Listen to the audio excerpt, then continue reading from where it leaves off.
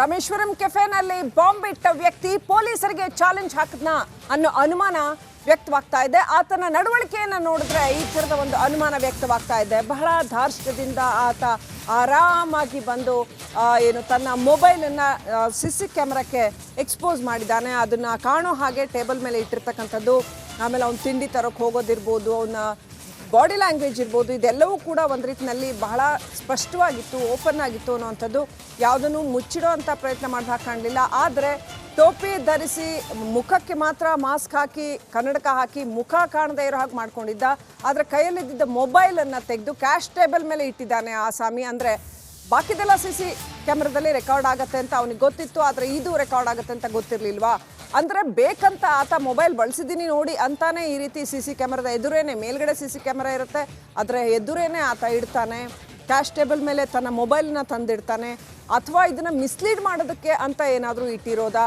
ಈ ಲಕ್ಷಣಗಳನ್ನು ನೋಡಿದ್ರೆ, ಒಟ್ಟು ಇಡೀ ಬ್ಲಾಸ್ಟ್ನ ಲಕ್ಷಣಗಳನ್ನು ನೋಡಿದ್ರೆ ಇದನ್ನು ತಿಂಗಳಾನುಗಟ್ಟಲೆ ಖಂಡಿತವಾಗ್ಲೂ ಕರೆಕ್ಟಾಗಿ ಪ್ಲ್ಯಾನ್ ಮಾಡಿ ಬಹಳ ಸ್ಟಡಿ ಮಾಡಿ ಆ ಒಂದು ಜಾಗವನ್ನು ಸ್ಟಡಿ ಮಾಡಿ ಅದನ್ನು ಇಟ್ಟಿರೋ ಹಾಗೆ ಕಾಣ್ತಾ ಇದೆ. ಹೇಗೆ ಸ್ಫೋಟ ನಡೆಸಬೇಕು, ಎಷ್ಟೊತ್ತಿಗೆ ನಡೆಸಬೇಕು, ಆ ಸ್ಫೋಟಕ ತಯಾರಿ, ಇವೆಲ್ಲವೂ ಕೂಡ ಬಹಳ ಯೋಜಿತವಾಗಿ ನಡೆದಿರ್ತಕ್ಕಂಥ ಕೃತ್ಯ ಅನ್ನೋದು ಸ್ಪಷ್ಟ ಆಗುತ್ತೆ.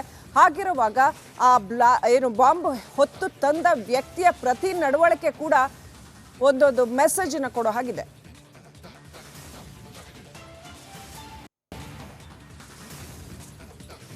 ಇನ್ನಷ್ಟು ಅಪ್ಡೇಟ್ ಪಡ್ಕೊಳ್ಳೋಣ. ನಮ್ಮ ಪ್ರತಿನಿಧಿ, ನಮ್ಮ ಆಂಕರ್ ಶ್ರೀಪಾದ್ ಪಾಟೀಲ್ ಈ ಬಗ್ಗೆ ಇನ್ನಷ್ಟು ಡೀಟೇಲ್ಸ್ ಕೊಡ್ತಾರೆ. ಈ ಶ್ರೀಪಾದ್ ಪಾಟೀಲ್, ಈತನ ವರ್ತನೆ ಬಹಳ ಆಬ್ವಿಯಸ್ ಆಗಿತ್ತು ಅಂತ, ಆ ಮೊಬೈಲ್ನ ಟೇಬಲ್ ಮೇಲೆ ಇಡೋ ಅಂಥದ್ದು ಈ ಥರದ್ದೆಲ್ಲ. ಸೊ CCTV ದೃಶ್ಯಾವಳಿಗಳಲ್ಲಿ ಇನ್ನಷ್ಟು ಇನ್ಸೈಟ್ಸ್ ಸಿಕ್ಕಿದೆ ಅಂತ, ಏನಿದೆ ಅಪ್ಡೇಟ್?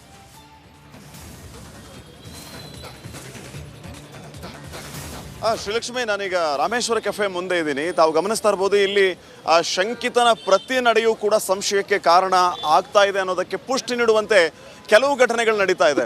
ನೇರ ದೃಶ್ಯಾವಳಿಗಳಲ್ಲಿ ತಾವು ಗಮನಿಸ್ತಾ ಇದ್ದೀರಿ, ಆ ಕೆಫೆಯ ಒಳಗಡೆ ಕೆಲವು ಹಿರಿಯ ಅಧಿಕಾರಿಗಳು ಈಗಲೂ ಕೂಡ ಇನ್ವೆಸ್ಟಿಗೇಟ್ ಮಾಡ್ತಿದ್ದಾರೆ, ಮಾಹಿತಿಯನ್ನು ಪಡೆಯುವಂತಹ ಕೆಲಸ ಆಗ್ತಾ ಇದೆ.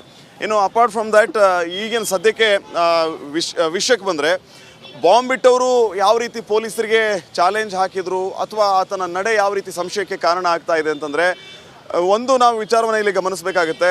ಈ ಕೆಫೆಯಲ್ಲಿ CCTV ನಂಬರ್ 7, ಆ CCTV ನಂಬರ್ 7ಅಲ್ಲಿ ಮಾತ್ರ ಆತನ ಮುಖಚರ್ಯೆ ಸ್ವಲ್ಪ ಮಟ್ಟಿಗೆ ಸೆರೆಯಾಗಿದೆ ಅನ್ನೋದನ್ನು ನಾವಿಲ್ಲಿ ಗಮನಿಸಬೇಕಾಗತ್ತೆ. ಇಲ್ಲಿ ಬಂಚ್ ಆಫ್ ಕ್ಯಾಮರಾಸ್ ಇದೆ, ಇಡೀ ಕೆಫೆಯಲ್ಲಿ ಬಂಚ್ ಆಫ್ ಕ್ಯಾಮರಾಸ್ ಇದ್ದರೂ ಕೂಡ CCTV ನಂಬರ್ 7, ಈಗ ನೀವು ಆ ಮರ ಇದೆ, ಈ ಒಂದು ಅಲ್ಲಿ ನಮ್ಮ ಕ್ಯಾಮ್ರಾ ಪರ್ಸನ್ ಕಿರಣ್ಗೆ ನಾನು ಝೂಮ್ ಮಾಡಿ ತೋರ್ಸೋಕೆ ಹೇಳ್ತೀನಿ. ಇಲ್ಲಿ ಹ್ಯಾಂಡ್ ವಾಶ್ ಇದೆ, ಆ ಹ್ಯಾಂಡ್ ವಾಶ್ ಪಕ್ಕನೇ ಒಂದು ಮರ ಇದೆ. ಆ ಮರದ ಪಕ್ಕದಲ್ಲಿಯೇ ಆತ ಸ್ವಲ್ಪ ಮಾಸ್ಕನ್ನು ಡೌನ್ ಮಾಡ್ತಾನೆ, ಅಲ್ಲಿ ಒಂದು ಪ್ಲ್ಯಾನ್ ಮಾಡ್ಕೊಳ್ತಾನೆ, ಗ್ರಾಹಕರ ಸೋಗಿನಲ್ಲಿ ಬಂದು ಟೈಮರನ್ನು ಫಿಕ್ಸ್ ಮಾಡ್ಕೊಳ್ತಾನೆ. ಇದೊಂದು. ಇನ್ನೊಂದು ವಿಚಾರ, ಈತ ಈ ರಾಮೇಶ್ವರ ಕೆಫೆ ಏನಿದೆ, ರಾಮೇಶ್ವರ ಕೆಫೆಯನ್ನು ಹೊರತುಪಡಿಸಿ ಉಳಿದ CCTV ಫುಟೇಜಲ್ಲಿ ಆತ ಕವರ್ ಆಗಿದ್ದಾನೆ ಅನ್ನೋಂತಹ ಪ್ರಶ್ನೆಗೆ ಬಂದರೆ, ಈಗ ನೀವು ಗಮನಿಸ್ತಾ ಇರುವಂಥದ್ದು ಈ ರೋಡ್ ಏನಿದೆ, ಈ ರೋಡು, ಇಲ್ಲಿ ಈ ಬಸ್ ಸ್ಟಾಪ್ ಇದೆ, ಈತ ಇದೇ ರೋಡನ್ನು ಬಳಸ್ಕೊಳ್ತಿರ್ತಾನೆ. ಅಂದರೆ ನಾವು ಗಮನಿಸಬೇಕಾಗಿರೋದು, ಈ ಫುಟ್ಪಾತ್ ಮೇಲೆ ಏನಾದರೂ ಬಂದರೆ CCTV ಫುಟೇಜಲ್ಲಿ ಆತ ಕವರ್ ಆಗಿಬಿಡ್ತಾನೆ ಅಂತ ಹೇಳಿ ಆತ ಬಹಳ ಚಾಣಾಕ್ಷತನದಿಂದ ಯೂಸ್ ಮಾಡ್ತಾ ಇದ್ದುದು ಈ ರೋಡನ್ನು. ಈ ರೋಡ್ ಮಧ್ಯದಲ್ಲಿಯೇ ಆತ ಬರ್ತಿರ್ತಾನೆ, ಈ ರೀತಿ ವಾಹನಗಳೇನು ಹೋಗ್ತಾ ಇರುತ್ತೆ, ವಾಹನಗಳ ತೆರೆಮರೆಯಲ್ಲಿಯೇ ಆತ ಓಡಾಡ್ತಿರ್ತಾನೆ. ಆದಾಗ್ಯೂ ಕೂಡ ಒಂದು CCTVಯಲ್ಲಿ ಆತ ಸೆರೆಯಾಗಿದ್ದಾನೆ. ಆ CCTVಯನ್ನು ತೋರಿಸ್ತೀನಿ, ಅಲ್ಲಿ ತಾವು ಗಮನಿಸ್ತಾ ಇರ್ಬೋದು. ಆ CCTV ಏನಿದೆ ಆ ಮೂಲೆಯಲ್ಲಿ ಕಾರ್ನರಲ್ಲಿ, ಆ CCTVಯಲ್ಲಿ ಆತ ಸೆರೆಯಾಗಿದ್ದಾನೆ. ಎಕ್ಸಾಕ್ಟ್ಲಿ ಇದೇ ಸ್ಪಾಟಲ್ಲಿ ಆತ ಈ ಸ್ಪಾಟನ್ನು ಯೂಸ್ ಮಾಡಿಕೊಂಡು ಆ ರಾಮೇಶ್ವರ ಕೆಫೆಗೆ ಹೋಗ್ತಾನೆ. ಈತ ಇಲ್ಲಿ ಓಡಾಡ್ತಾ ಇರೋದು ಆ CCTVಯಲ್ಲಿ, ಆ ಕಾರ್ನರಲ್ಲಿರುವಂತಹ CCTVಯಲ್ಲಿ ಸೆರೆಯಾಗಿದೆ. ಈಗ ನಾನು ನಿಂತಿರುವಂತಹ ಈ ಸ್ಪಾಟ್ ಏನಿದೆ, ಈ ಸ್ಪಾಟಲ್ಲಿ ರೆಕಾರ್ಡ್ ಆಗಿದೆ. ಈ ದಾರಿಯನ್ನು ಬಳಸ್ಕೊಂಡು ಆತ ಈ ಫುಟ್ಪಾತನ್ನು ಯೂಸ್ ಮಾಡದೆ ಈ ದಾರಿಯ ಮಧ್ಯದಿಂದ ರಾಮೇಶ್ವರ ಕೆಫೆಗೆ ಆತ ಎಂಟ್ರಿ ಕೊಡ್ತಾನೆ.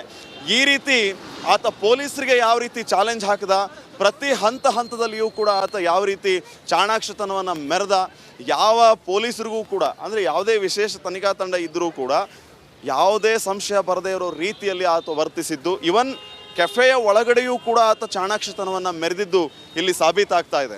ಇವೆಲ್ಲವನ್ನೂ ಕೂಡ, ಅಂದರೆ ಈ ಎಲ್ಲ ಅಂಶಗಳನ್ನು ಆಧರಿಸಿ ಪೊಲೀಸರು ಯಾವ ರೀತಿ ಇನ್ವೆಸ್ಟಿಗೇಟ್ ಮಾಡ್ತಾರೆ, ಪೊಲೀಸರು ಈಗ ಒಂದು ಪೊಲೀಸರ ಚಾಣಾಕ್ಷತನದಿಂದ ಆತನನ್ನ ಮಟ್ಟ ಹಾಕುವಂತಹ ಕೆಲಸ ಯಾವ ರೀತಿ ಆಗುತ್ತೆ ಅನ್ನೋದು ಸದ್ಯಕ್ಕಿನ ಪ್ರಶ್ನೆ ಆಗಿದೆ Srilakshmi. Okay, thank you Shripad Patil ಡೀಟೇಲ್ಸ್ಗಾಗಿ.